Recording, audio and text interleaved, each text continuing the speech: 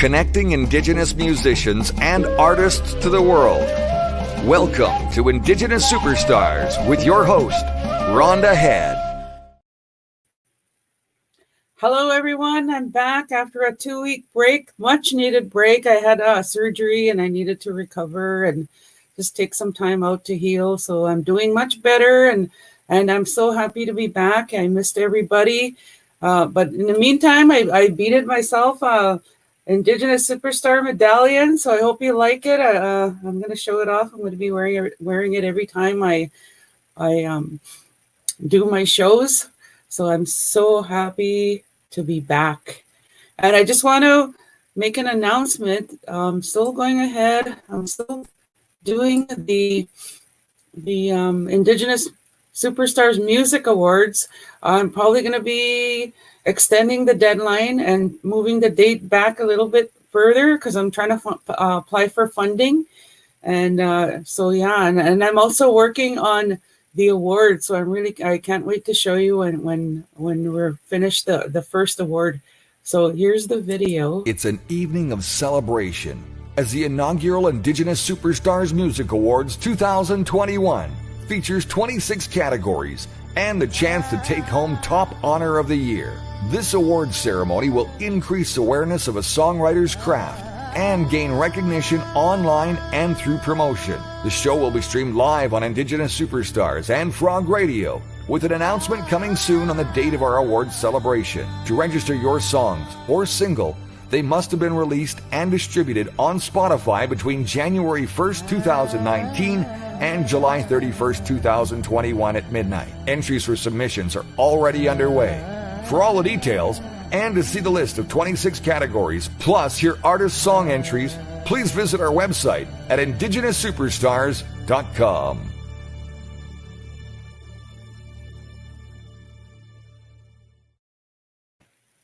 So that's the award show, and we're going to be extending the deadline. And I want to thank everyone that has submitted so far. The submissions are coming in steadily, and I want to thank everyone for submitting. But like I said, I'm going to extend it because I'm applying for funding, and I need it to help me with other stuff that goes towards putting on an award show.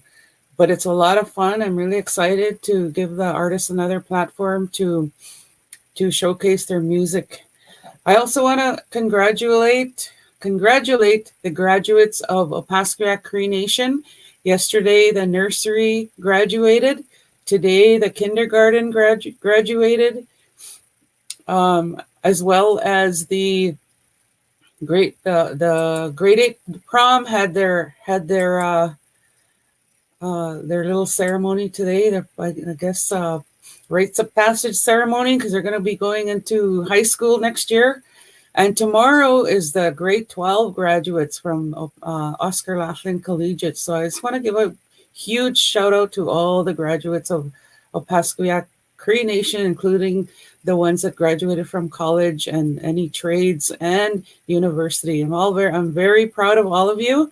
And I also want to give a shout out to all the graduates around the world who have been using my song, the Awaken graduation song, on TikTok. So I found that very flattering. There's graduates from Hawaii, from China, from Melbourne, Australia, or Sydney, Australia, and Mexico, and across Canada. And so I feel free to use that song for your graduation TikTok piece. It's a really inspiring song that I wrote, and it talks about our ancestors and our DNA and our ancestors being proud of us. So feel free to use that song for your graduation. I also want to say that this Sunday I'm going to be walking with Alyssa Whitehead for in conjunction with the Winnipeg Brain Tumor Foundation walk that they have every year. We're going to be walking at the Grace Lake Road, and we're doing it in memory of her son, Ryder, who passed away from brain tumor, and as well for myself to because I'm a 2-time brain tumor survivor, and always create awareness for for the brain people who had brain tumors. So if any of you in the PA OCN want to come and join us, we're going to do it safely and socially distanced at the Grace Lake Road on Sunday at 1:00 p.m. in the PA. And lastly, I just want to say that I'm wearing orange to uh, in in memory of all the children that are being found in graves at the residential school sites. And today we were given devastating news from Cowessess First Nation, and they found 751 graves, unmarked graves, and they had a major press release, and I'm really happy that they had networks from all over the world covering this this issue that's been going on in Canada. Our people have always talked about the atrocities that happened to them, but nobody listened. And now the children that are being found, they're being forced to hear us now, and not only in Canada but all over the world. And my sister Janet says prayers to the 751 children found, prayers to the families left behind, prayers to all the residential school survivors. A sad time across Canada. We are grieving. Yes, we are mourning. I want to give a shout out to Kim from Kansas and Ephraim as well for tuning in. And Ephraim says very cool about the award show. So thanks for tuning in. And I really have an awesome guest. We're gonna have a good conversation today about his music and about his community.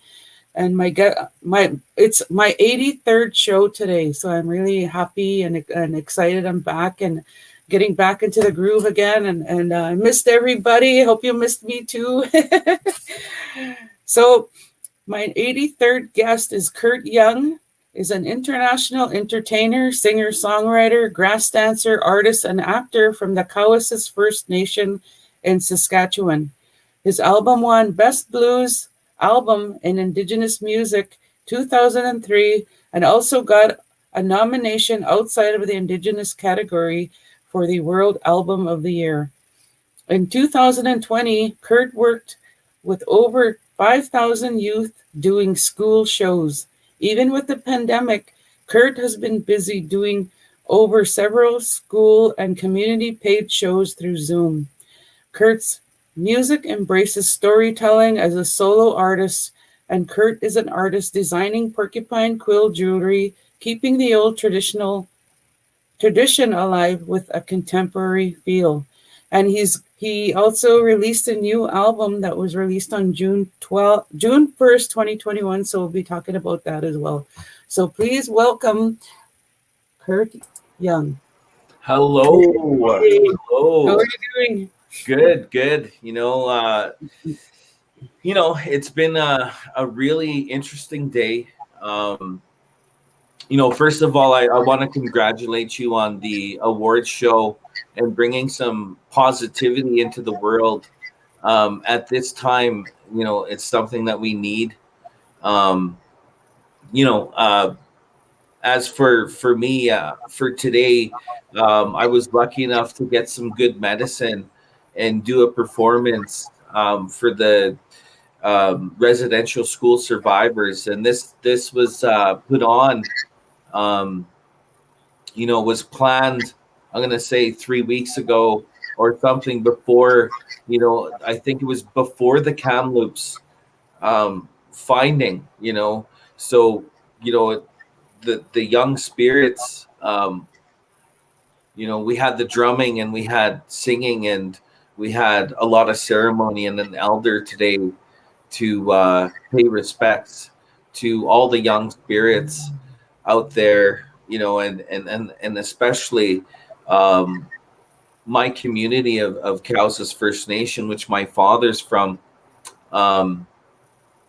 It's really a tough thing to hear, because we got some of we got some inboxes last night about this press conference that was going to happen. So we got some of the numbers, some of the rumors of numbers and stuff last night. So it was really a tough night and it's been a tough day, but I'm very lucky to have music in my life because my performance today really helped me, and I believe that it's medicine.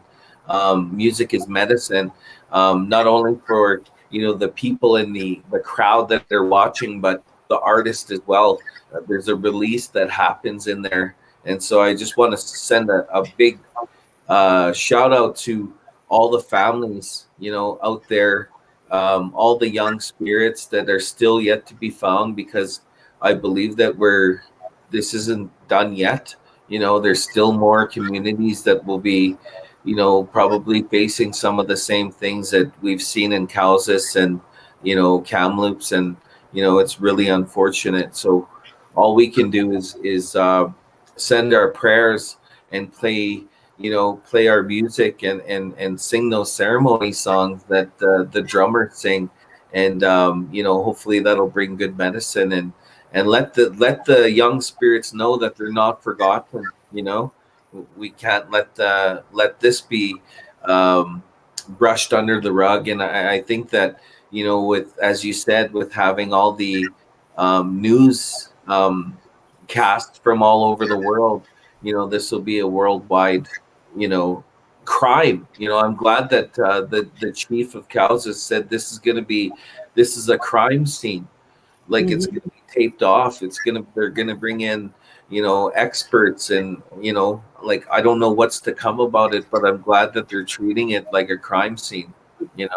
So sorry to be so long-winded and blabby into my hello, but yes, congratulations on all the wonderful positive things that you're doing, and it really uplifts our artist community here in North America. Thank you so much, and no apologies are required. It's important when we talk about the issue that's going on, and I'm sure the audience tuning in or want to hear, especially you're from that community, from Cowessess, where the 751 unmarked graves were found. Like, I'm sure they want to know, what's going on and in your community and how you're feeling, and you're also telling me that your father went to that residential school where those unmarked graves were found. Yes, he wrote a letter a few days ago, and he shared it with me, and so I asked him if I could share it online, and so I shared it on Social Distance Powwow, and I shared it on my page, and it's really gotten a lot of publicity, a lot of love, a lot of views, and you can check it out on there. But he talks about arriving at Cowessess, arriving at the residential school, and within the 1 hour, he was sent to where he was supposed to sleep, and he doesn't know why, and he wasn't doing anything wrong. He just doesn't know why, but the priest walked up and like punched him in the face 3 times. And he was about 5 or 6 years old at this time. Punched him in the face 3 times, and until he was bleeding all over his pillow and crying and trying to hide from the priest. And then he's waking up and his face is stuck to the pillow because there's blood and stuff. So and so I think a lot of these children actually were, you think of an adult's fist hitting a 5 or 6 year old's face. I think a lot of times these children were they died within hours of being dropped off, and then you think about, because my dad was also talking about, kids would cough and start getting sick, and then they would just disappear, so I think that a lot of kids got tuberculosis, they got sicknesses, and they were just basically like put out to pasture, like literally put out to die, because the medicines that were supposedly sent for the kids were used by the staff of the school, and whatever was left was given to the kids. And So a lot of kids passed away from sicknesses and tuberculosis and those type of things as well, and not getting the right care. Not getting the right care, even running away. Um, like my father talks about kids that would break free because you would get some time by yourself, or you'd figure it out, right, as a child. And that's another reason why they would get rid of these children at the age of 12 or 13, because the boys would start to fight back. you know Mhm. by that time, it's time to get rid of the boys and girls that are like getting enough so they can defend themselves. You know what I mean? And so um, but yeah, kids would run away and then die in the bush trying to make it home or trying to get away from the school. You know, Mhm. so it's That's not only the schools, but even like the bush around the schools. I think they need to do like a huge radius around the schools, dig up, like, and then a lot of like my school for my other reserve. So my other reserve is Gordon's First Nation, and there was still a residential school open in 1995 um, on my reserve there. And so the school was burnt and smashed down, but we don't know if there was bodies in there now. Like there could, like, I think that's another thing that needs to be done is these schools, the walls need to be looked in, the basement, the whole school needs to be checked out, because we don't know if there's actual bodies in there. And so unfortunately for my reserve, the school was smashed and burnt down, so we'll never know. For in case like there was some bodies that were inside the school, but um it's just unbelievable. And I'm glad that the chief of Cowessess First Nation is treating it like a crime scene. And we'll see where it goes from there. I don't know who you would blame after all these years and that, but I'm glad that it's being treated like it should, because it is a crime, it and is I'm a crime, glad yeah. I hope that Canada is shamed. I hope the whole world looks at Canada as not the peacekeeping country that it proclaimed Mhm. to be all these years. The government has obviously hid this. They've known about it, so I'm glad it's all coming to light. Yeah. Unfortunately, it's on the backs of First Nations like it's always been, but Mhm. I'm glad that it's coming to light. Yeah. Yeah, Yeah. me too. I'm really glad. Thank you for sharing that with us and the viewers. I wanted to say that we've always known this. We heard the atrocities, we heard the stories from our parents and our grandparents, and they told their stories when the TRC was going on, the Truth and Reconciliation, and when they had to they told their stories when when they were getting compensated from the government, but nobody was listening. Yeah. Nobody was listening to our stories, our parents' stories, and then our own intergenerational survivor stories. It took the precious babies' lives that were buried to make the world hear what happened to us. And now, they can't hide it anymore. There's too many children that are being found, and it's heartbreaking for all of us right across Canada, and I'm sure they're feeling it in the United States as well too, because it probably happened that the same thing most likely happened there as well. So I just want to thank you for sharing all that, and prayers to your community. And I we were talking earlier, and in my community we had uh, Mackay Residential School and the Guy Hill Residential School, plus the sanatorium. So I don't know what kind of numbers they're going to find here, but I'm sure it's going to. We need to be prepared as a community to help each other, support each other, because I know that's probably going to be another. It's going to be heartbreaking, anyways, when we find out the numbers. And Um, like just one more thing I just want to say quickly is the way that they set up the whole uh you know uh, compensation and all that, to bring our parents and our grandparents into a room and say, tell us your story. Tell us how abused you were. And then say, this is how much you get based on that.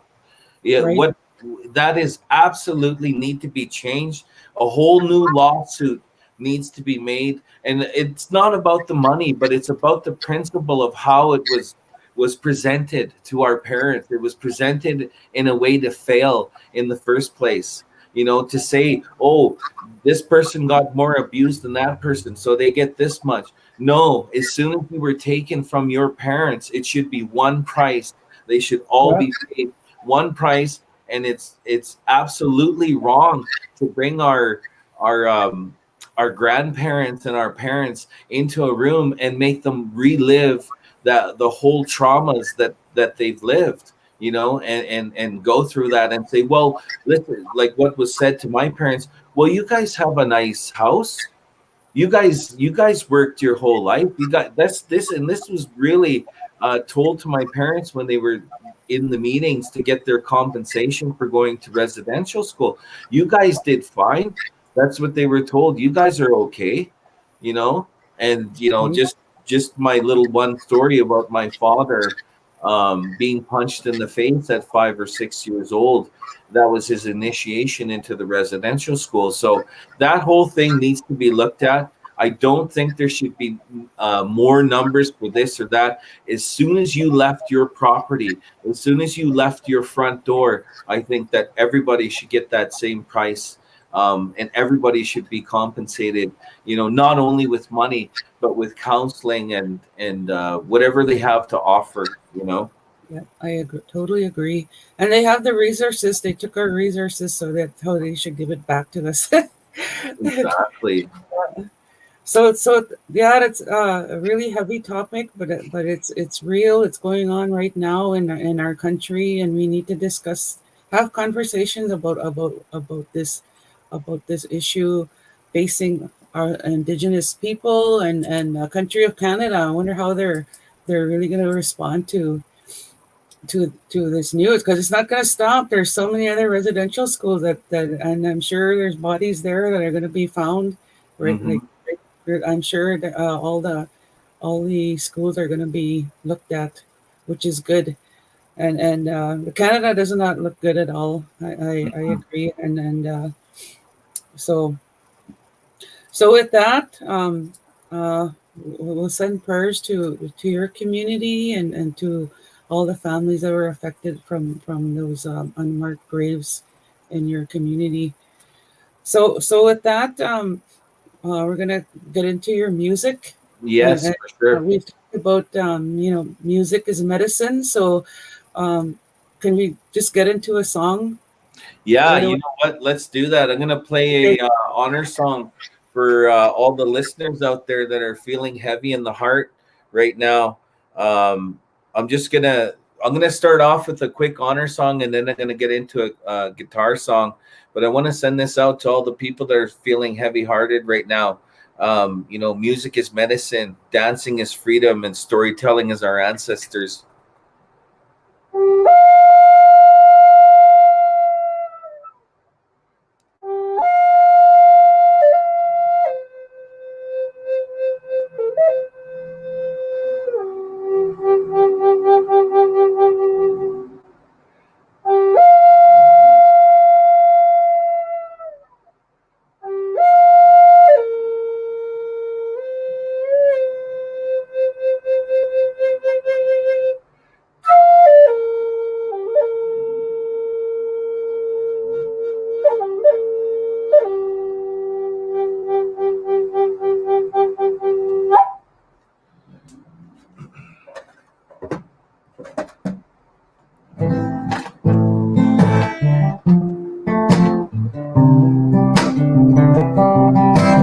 This song's called If One Stands, or When One Stands. I have a music video out for it. Check it out under Curt Young, When One Stands. We don't leave our loved ones behind. What does the word just feel like? across this land we come together. Teardrops from so many mothers. You can feel the hate in racist eyes. Uneducated whispers in disguise. When one falls, we all fall. Yeah. When one calls, we all come home. We don't leave our loved ones behind. What does the word just feel like? If one daughter doesn't come home, when one son walks all alone, when one falls, we all fall. When one falls, we fall home, yeah. Praying is forgiveness. Standing up is our witness. Oh, Creator, let them see we are peaceful in our journey. Yeah. When one stands, we are strong. When one speaks, we are free. When one daughter comes home, when one son grows up, yeah. When one stands, we are strong. When one speaks, we are free. When one stands, we are strong. When one speaks, we are free. When one stands, we are strong. When one speaks, we are free. When one stands, we are strong. When one speaks, we are free.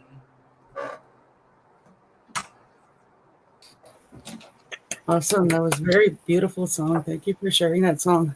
Thank you. So, Thank you. So, can you tell us about your album that you released on June 1st? Yeah, it's an album called "This Is My Story," and it's an unplugged album. I haven't put out a solo album in like a long time, like over 10 years or so, because like I produced and recorded all the Young Medicine albums and stuff. So that was the duo that I was in for a long time, for a good like almost 8 to 10 years or so. So I hadn't put out anything that was a solo record, and so I was like, you know what, I kind of always wanted to have like an album where it's just acoustic and voice and maybe like one lead instrument type thing. So but what ended up happening in some of the songs is I put hand drum in it, and so I was like, I really like the hand drum beat, that like the boom boom boom boom, like that, boom boom. And so I'm like strumming along and coming up with like ideas like with that style of beat. So other than the hand drum, the last song that I sang is the only one that has like drums in it, and the last one, When One Stands, that actually has bass, drums, and it's kind of like a song, that a fully produced song, whereas all the other songs are really toned down just to acoustic guitar, a lead part, and voices. Yeah. Cool. I'm going to bring a photo up. Would you be able to see it? Sure. Can you tell us about this photo? Oh yeah. So this was a photo that we did. We shot a music video for One Stands. When you can check it out, and so all the ladies were by this medicine wheel here in Calgary, and they call it Mokinsis, Camp Mokinsis, and Mokinsis means the elbow, meaning the elbow river, and so we were up in this place in Nose Hill, and it's a medicine wheel that was put together by the city. There's an actual real site that's more down the hill, but they wanted to kind of preserve that and kind of replicate what was down the hill up top where people could more enjoy it and stuff. So it's in the same area as the real medicine wheel. But, I've just learned that it's actually was put together in the 80s by the city. And it's a real traditional spot where a lot of Crees and Blackfoots and Stonies and people would meet and do trades and stuff like that, meetings and stuff. So it's a really sacred place. So we thought it would be nice to shoot there. So we went up there with a bunch of women, and a lot of these women are Blackfoot. There's some Crees in there. There's, some Ojibwe, some Stony. So there's a lot of people from different tribes that are there together. And so we just thought, you know what, I'm going to take a video and get some shots of this. And this is what came out. Yeah, this is one of the. Yeah, that's a great shot. Shots, yeah. Oh, thank you for sharing that. So awesome. So did you have a press or a CD release party, or how did you? I didn't get a chance, but I'm planning to do one in August at the King Eddie here in Calgary. So or the Blues Can, one of the two. So I'll probably team up with some of my buddies here in town, and we'll go through it, because when it was released, we couldn't really go inside yet or get together with the pandemic and stuff. So I'm going to plan to do that. But I'll tell you what, since the album is released, I haven't been so busy in a long time. Like I've been like this whole since Aboriginal Week started, I've had a show every day. And so there was one, this really brought me back to memories, and I think you'll connect with this. But I had a show in Calgary. I was finished at 2:45 or 2:30, and then I had a show at 6:30 in Edmonton. So I'm just out in my car, just down the highway, and I was just thinking, wow, this reminds me of like the old days when you had to like go to the next show and be there. So literally, like I got to the show, the person was finishing their last two songs, and I was up. So it was like, if anything would have stopped me, I would have been like late for the show. And it was like for Aboriginal Day for Edmonton, so they couldn't stop. Like it was just, you had to be there on time. So it was like, anyways, it brought back memories of busy and running to the next show for sure. Yeah, I can relate to that for sure. Life of a musician, that's how it is, folks. Yeah, always on a mission. We're always busy and hustling, and it's just crazy. We live a crazy lifestyle, but it's so rewarding, right? Exactly. That's why I really appreciate doing the school and community shows, because there's no real like fame in those type of shows. You don't get award shows and that's type for doing school shows, but it sure kept me busy through the pandemic time. Like I literally had over 15 paid school shows, and it really helped me out and kept me going, So, doing that community work is always important. It comes back to help you out, even though when you're not putting it out there to help you out, but it comes back, for sure. and it does, Yeah, when you give to community, it comes back in really nice ways for sure. Yeah.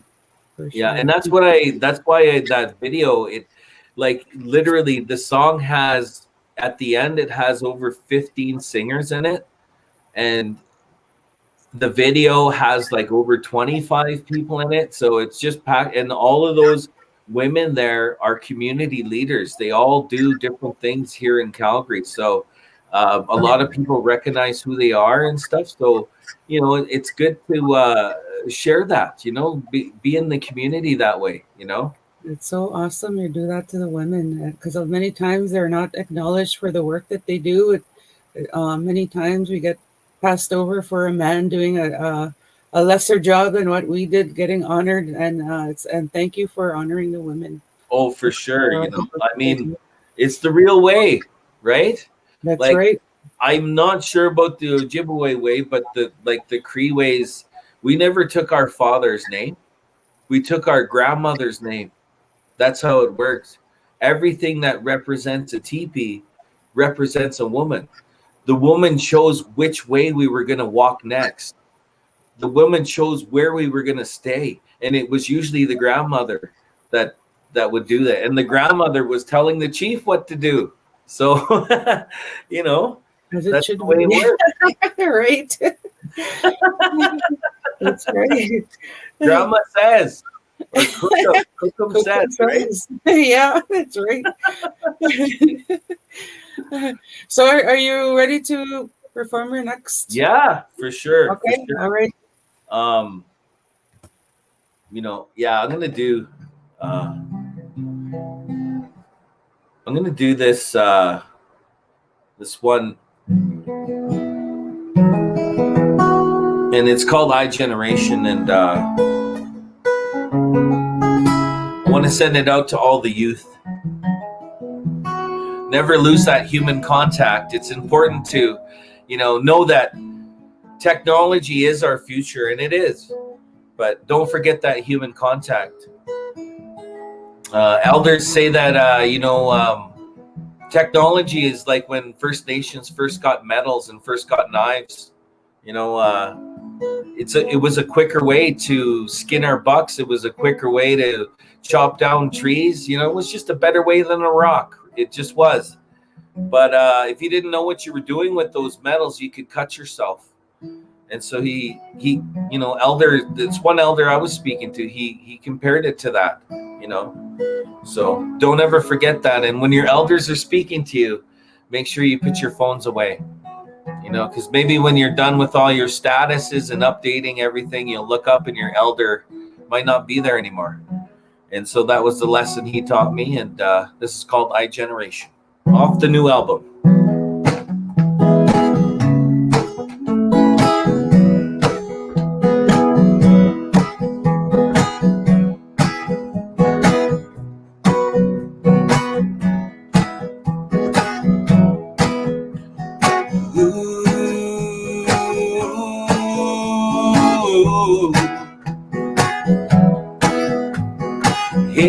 Hey, yeah. Are we really here together? Can we download one another? There's 1,000 friends with few connections,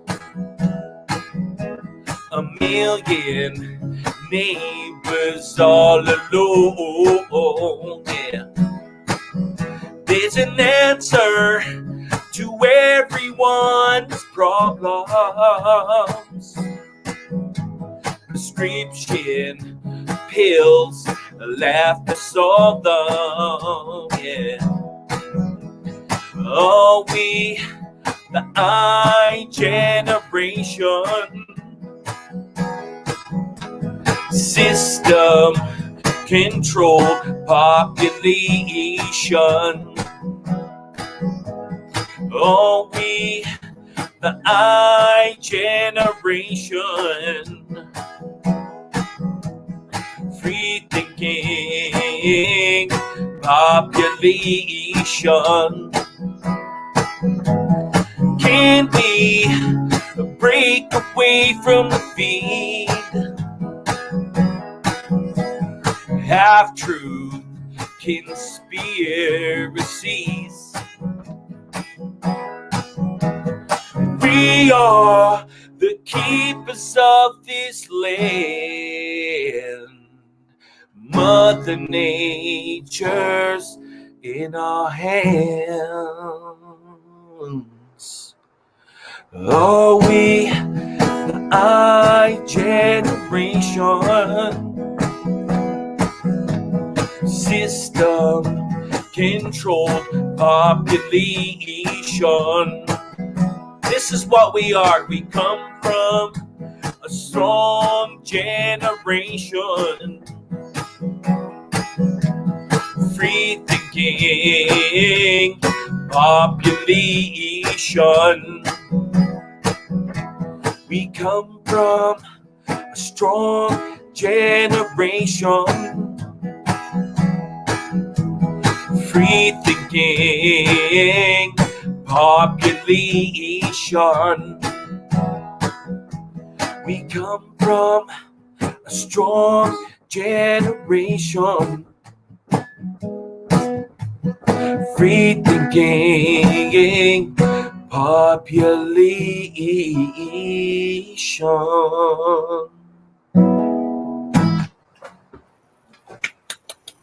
Awesome. Thank you. So where can the audience find your music online? It's all over all the platforms like Google Play, iTunes, CD Baby, iHeart, all the social platforms that you can get songs from. You can download it off there as well. So I mean, like, I haven't really ordered CDs yet because, like, I don't know who has a CD player.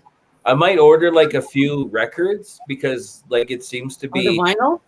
Yeah, vinyl, because That's cool. it seems to be popular right now. And then also the cover of my album is really cool. It was put together by my cousin Randy Longman, and he is a really cool artist. And my brother, if you look at the front of my album, my brother is above me in the sky on a horse, and it's just like a silhouette of him, and it's just kind of in memory of him, because the first song off the album was inspired at his funeral. They asked me to play a song, so literally kind of like what happened with you tonight. That's how we deal with things, right? We write songs. And so on the way to his funeral, this song just came to me, and so I wrote it and I sang it at his funeral. And then I felt like his spirit was like, come on, just put out an album. Like, it's been so long for you. You don't have anything solo, like anything. Like, even my first solo album was a huge learning experience. It really wasn't my style and who I am. But at the time, I was just with the producer. I didn't really know what was going on and stuff. So this is my first real, I would say, like, honestly, this is the beginning of my career in a way. Like, this is my first real album that I put together, that is a solo album for me. So, and it is really wild how busy I've become since I put it out. Much thank you to the communities that have hired me, and getting out there and being busy with what I do, with what I've been doing. So that's awesome. Good for you. I'm proud of you, the work that you've been doing, and thank you for coming on the show today. It wasn't. I think it was meant to be because I had to cancel the show. We were supposed to come yesterday, and I believe it was meant to be today to talk about what happened in your community, and to share your music with us today. It really did happen for a reason, right? I believe so. And also, like I said, performing earlier on today was a blessing. So thank you to the organizers that made that happen for residential school survivors.